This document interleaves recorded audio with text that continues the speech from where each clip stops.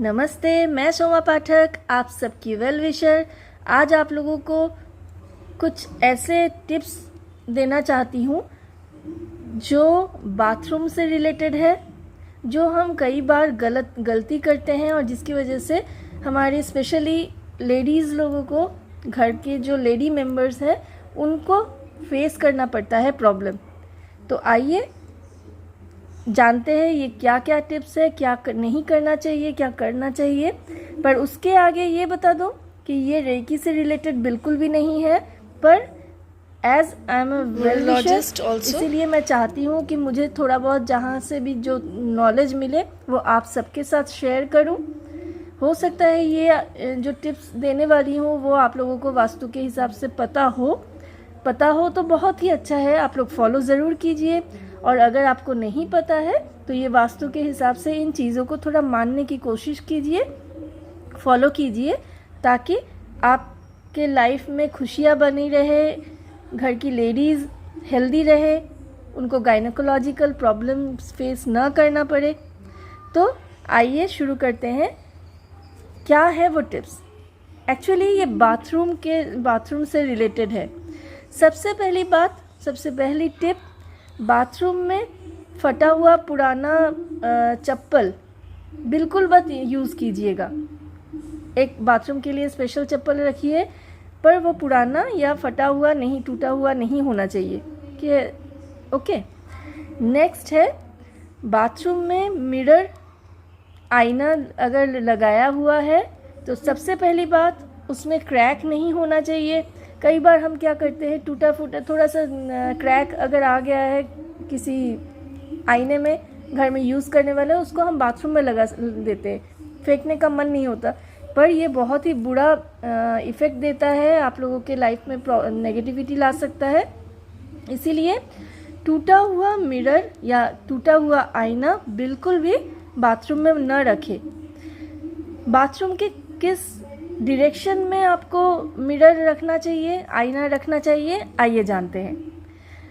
हमेशा उत्तर की तरफ या पूर्व की तरफ, मतलब बाथरूम के अंदर जाने के बाद जो उत्तर का दिशा है, उत्तर का दीवार है, उस तरफ, और नहीं तो पूर्व की तरफ, पूर्व डायरेक्शन में आप लगा सकते हैं आईना।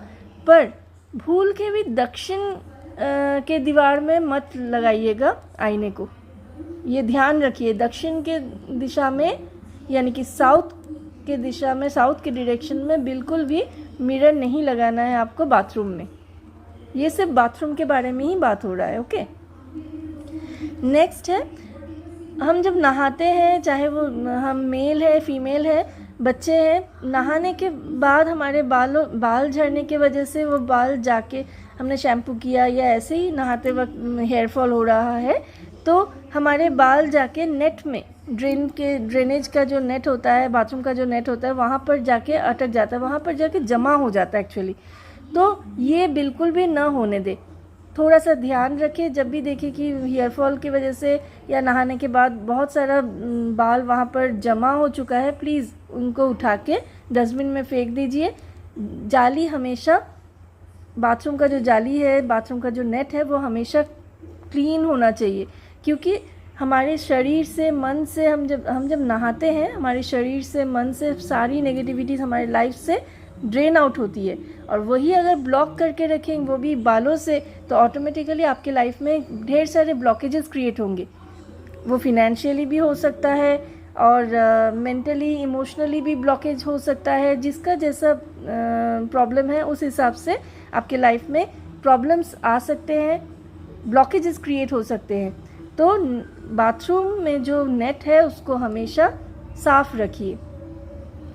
नेक्स्ट, बाथरूम में कभी भी गीला कपड़ा रखिए मत।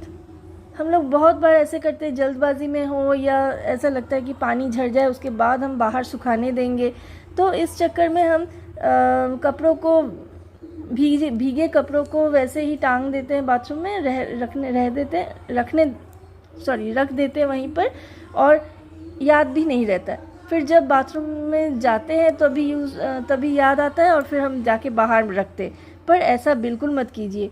नहाने के तुरंत बाद कपड़ों को, भीगे कपड़ों को, वेट क्लोथ्स को आप लेके जाइए बाहर और फिर सुखाने दीजिए। बाथरूम में कभी भी गीले कपड़े मत रखिए, स्पेशली रात को।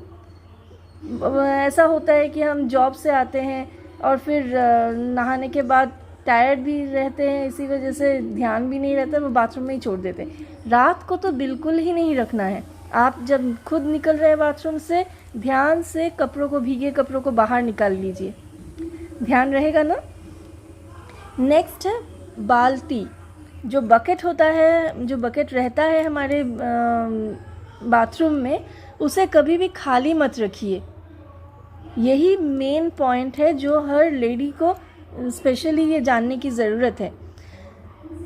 सबसे पहले बाल्टी खाली मत रखिए बाथरूम में, हमेशा पानी भर के रखिए। और पानी भर के जब बाथरूम में बकेट रखेंगे, बाल्टी को पानी भर के रखेंगे, तो वो उत्तर पूर्व दिशा में रखिए। उसी तरफ रखना अच्छा होता है, शुभ होता है। तो पानी से भरा बाल्टी उत्तर पूर्व दिशा में रखिए, पर गलती से भी दूसरे डायरेक्शन में फिर भी रख सकते हैं। अगर आपका बाथरूम का डायरेक्शन मतलब वास्तु वैसा नहीं है, दूसरे किसी सिर्फ उत्तर या सिर्फ पूर्व में रख सकते हैं फिर भी। पर दक्षिण पश्चिम जो जगह होता है, जो डायरेक्शन है, वहाँ बिल्कुल भी खाली बाल्टी मत रखिएगा, क्योंकि यही है महिलाओं के लिए गायनोकोलॉजिकल प्रॉब्लम का मेन सोर्स, मेन कारण। तो लेडीज़ प्लीज़ आप लोग ध्यान रखिए, बाथरूम में खाली बाल्टी बिल्कुल मत रखिए, और अगर बाल्टी रखा भी है तो दक्षिण पश्चिम में बिल्कुल मत रखिए। आप लोग थोड़ा देख लीजिए कि ऐसा आप लोग रखते हैं या रखना पड़ता है, और आप लेडी हैं और आपको गायनोकोलॉजिकल प्रॉब्लम फेस करना पड़ रहा है। एक बार देख लीजिए, एक बार ध्यान से सोच लीजिए, और अगर ऐसा है तो प्लीज़ कमेंट करके बताइए, और खुद से ही प्रॉमिस कीजिए कि ये फॉलो करेंगे और खुद भी खुश रहेंगे।